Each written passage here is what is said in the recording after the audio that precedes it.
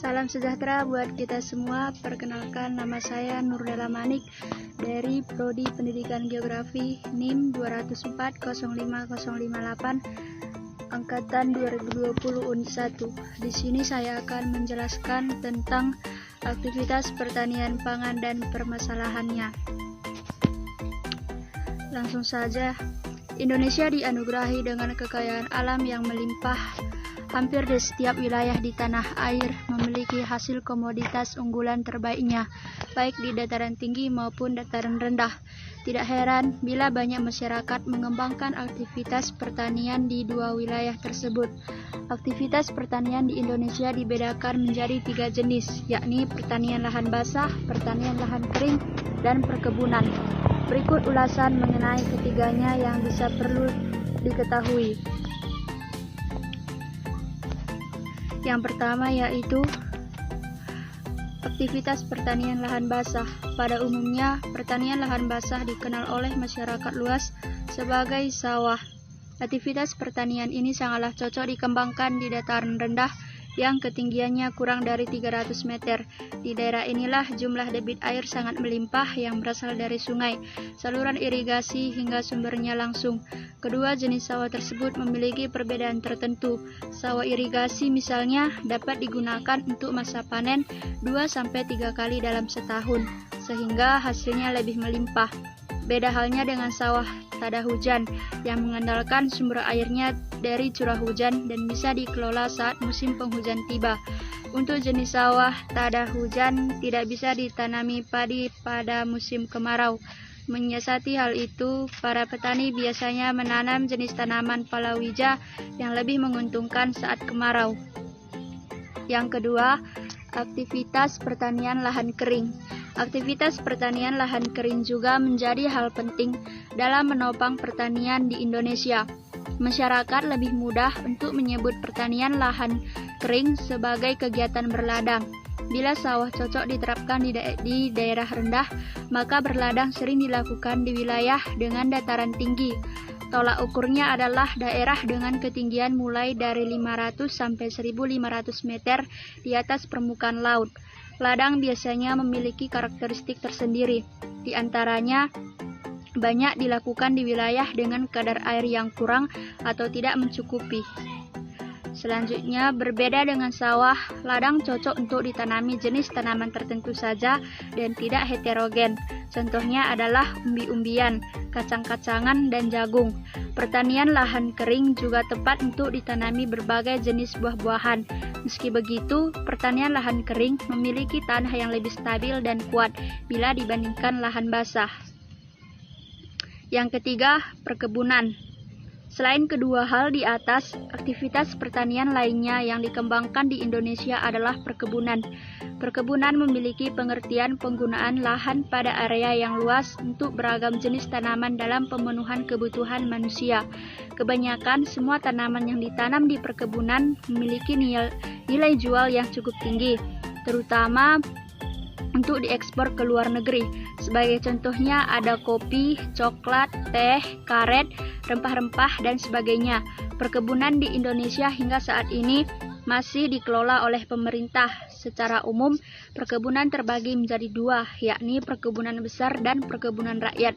Perkebunan besar memiliki ciri, yaitu dikelola secara profesional dan intensif. Dari segi peralatan, perkebunan besar lebih mengutamakan teknologi canggih. Modal yang diperlukan pun sangat besar dan tenaga kerja yang tidak sedikit. Hasil perkebunan sebagian besar digunakan untuk keperluan ekspor. Sementara itu, perkebunan rakyat dari modal dan tenaga kerja yang digunakan tidaklah begitu besar. Pengelolaannya pun masih dilakukan secara untuk kepentingan masyarakat sendiri dan tidak mengutamakan ekspor. Di atas adalah 3 aktivitas pertanian yang banyak kita jumpai di Indonesia. Bukan tidak mungkin di masa mendatang ketiganya akan semakin optimal dengan penggunaan teknologi dan inovasi-inovasi baru. Selanjutnya, hubungan penduduk dengan pertanian. Pertanian merupakan salah satu sektor penting di Indonesia karena sektor pertanian mempunyai peranan dari keseluruhan perekonomian nasional guna mewujudkan kesejahteraan masyarakat. Namun, seiring dengan berkembangnya teknologi, kawasan perkotaan mengalami perkembangan yang mengarah kepada industrialisasi yang menyebabkan terjadinya konversi lahan pertanian menjadi kawasan yang berbasis bisnis dan memicu terjadinya percepatan migrasi yang merupakan sebuah tantangan karena dapat menimbulkan permasalahan kependudukan akibat terjadinya laju pertumbuhan penduduk. Laju pertumbuhan penduduk terjadi dengan sangat cepat.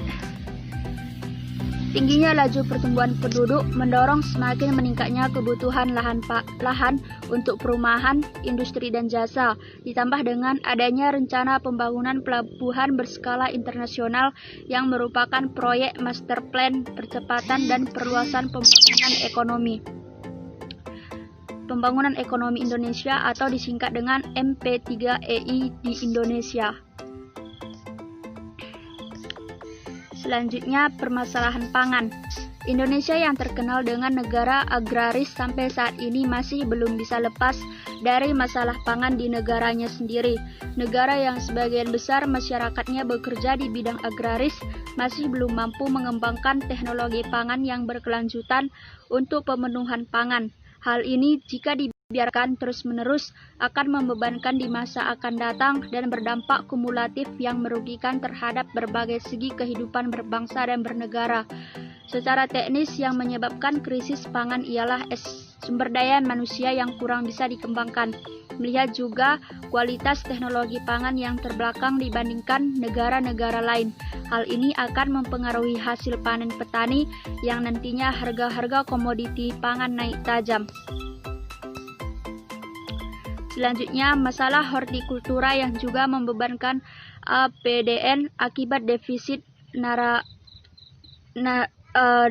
neraca perdagangan di sektor hortikultura. Dengan demikian, negara harus membayar defisit atas ketimpangan ekspor-impor hortikultura. Produk pertanian Indonesia yang tidak dapat bersaing di negaranya sendiri semakin memiskinkan petani lokal. Agribisnis merupakan gagasan untuk mengusahakan pembangunan industri pangan berbasis ilmu pengetahuan dan teknologi yang berskala mikro demi mengusahakan ketersediaan pangan dunia.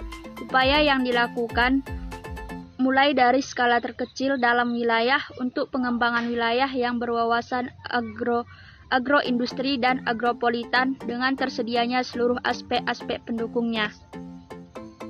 Masalah kekurangan pangan tidak pernah bisa diatasi dengan cara bercocok tanam yang konvensional, tetapi dengan teknologi yang bisa menghendaki ketercukupan pangan. Ketahanan pangan tidak hanya didukung dengan teknologi dan sumber daya manusia yang memadai, tapi peran serta budaya akan makan juga harus andil dan dalam memenuhi ketahanan pangan. Selanjutnya yaitu tantangan ketahanan pangan. Tantangan untuk menciptakan ketahanan pangan yang mengarah pada kedaulatan pangan pada masa-masa mendatang akan terasa berat kalau pangan di Indonesia tidak ditangani secara lebih khusus dan serius. Krisis pangan kadang bisa berujung rusuh sosial, seperti pengalaman bangsa ini. Peristiwa kekerasan, kerusuhan, penjarahan, dan lain-lain yang pernah terjadi antara lain dalam batas tertentu disebabkan karena adanya kekurangan pangan di Indonesia. Masalah pangan yang tak lepas dari masalah politisasi. Pangan tak lagi sekedar komoditi daging, tapi telah menjadi komoditi politik. Cabai dan daging sapi misalnya, bisa menjadi debat politik yang tidak lain juga merupakan salah satu tindakan politisasi pangan. Sebagai salah satu negara yang sedang berkembang dengan perekonomian yang masih agraris, ternyata masih perlu ditransformasikan menuju ke arah industrialisasi yang berbasis pertanian. Karena faktor sekunder atau sektor industri ini diyakini sebagai sektor yang mampu memimpin sektor-sektor lain menuju ke arah perekonomian lebih maju dan modern. Dengan sektor pertanian yang maju, sangat diperlukan sektor industri yang menunjang sektor primer dan tersier. Dengan demikian diharapkan kebijakan yang ditempuh pemerintah dapat mewujudkan mekanisme saling mendukung antar sektor industri dan sektor pertanian. Sekian penjelasan dari saya. Jika ada kesalahan kata ataupun pengucapan kata, mohon dimaafkan. Sekian dan terima kasih.